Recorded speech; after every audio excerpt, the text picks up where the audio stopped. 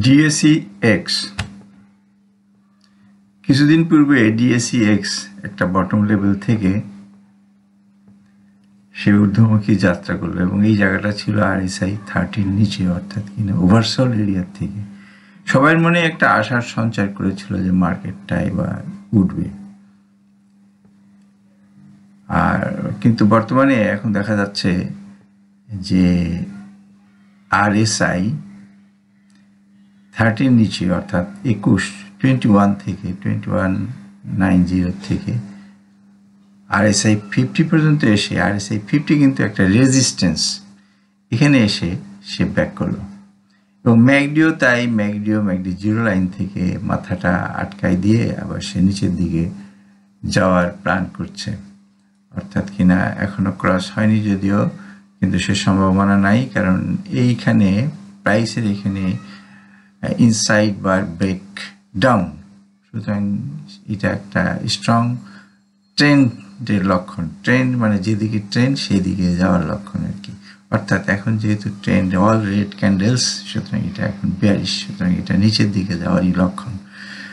এখন McD line signal লাইনকে প্রায় ক্রস করার উপক্রম এবং তার গন্তব্য বোঝা যাচ্ছে যে সে এইভাবে নিচের দিকে নামবে, এবং একই সঙ্গে এইটাও আমরা ধারণা করতে পারি যে যেহেতু RSI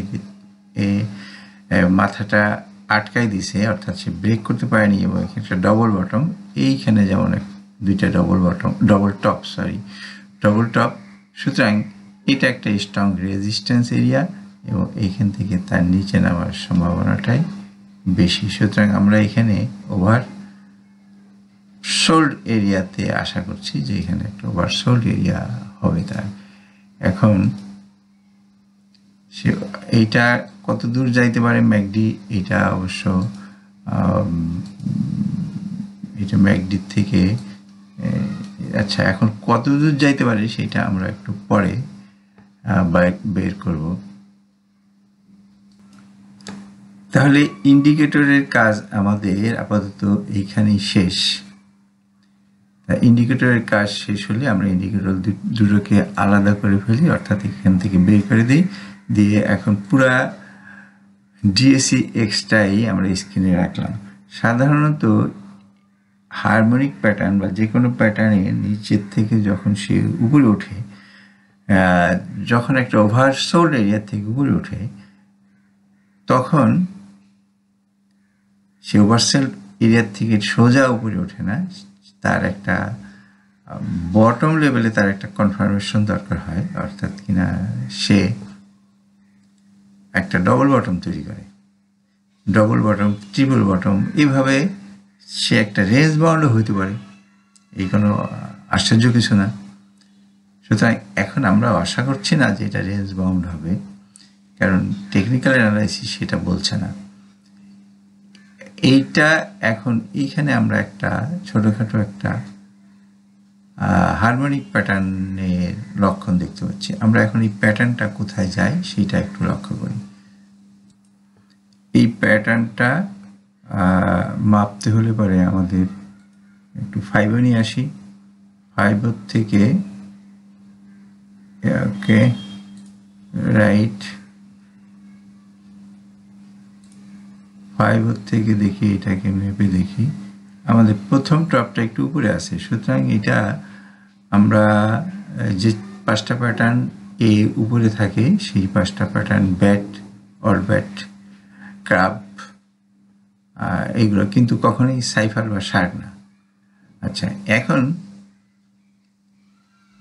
বি পয়েন্ট যদিও 38% টাচ করে নাই, কিন্তু এটা সবসময় যে 38% টাচ করবে এমন না। তবে এইখানে সে একটা প্যাটার্নের অবয়ব নিছে এবং এইখান থেকে আমরা ধারণা করতে পারি যে এই প্যাটার্নটার আমি এখানে 38%ই ধরি, এটাকে 38% ধরলে পরে এর যে প্যাটার্নগুলো হওয়ার লক্ষণ আমি দেখতে পাচ্ছি তার মধ্যে ব্যাট, অল ব্যাট আর ক্র্যাব, কিন্তু ক্র্যাব হবে না, কারণ এখানে যেহেতু 38% হয়ই নাই, 38% হলে বোঝা যেত। আচ্ছা, সুতরাং এটাকে আমরা ব্যাট, অল ব্যাট, কিন্তু মোস্ট পসিবল এটা একটা ব্যাড প্যাটার্ন হওয়ার সম্ভাবনা। আমরা এখানে 786 যে জায়গাটা আমরা করে দিতে পারি 886, অর্থাৎ কিনা এইটাকে একটু চেঞ্জ করে দিই, দিয়ে 886, কারণ ব্যাড প্যাটার্নের D point is equal to 886। ওকে, সুতরাং বাকি পয়েন্টগুলোকে আমরা উঠাই দিচ্ছি।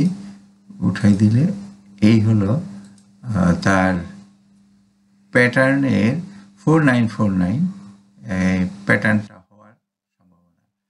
এখন আমরা যেহেতু এই পর্যন্ত আসছি, সেহেতু আমরা একটু প্যাটার্নটা এঁকেই ফেলি। প্যাটার্নটা আঁকতে গেলে আমরা এইখান থেকে ওকে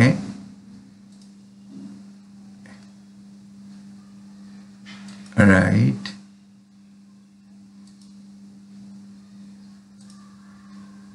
এই হলো 886,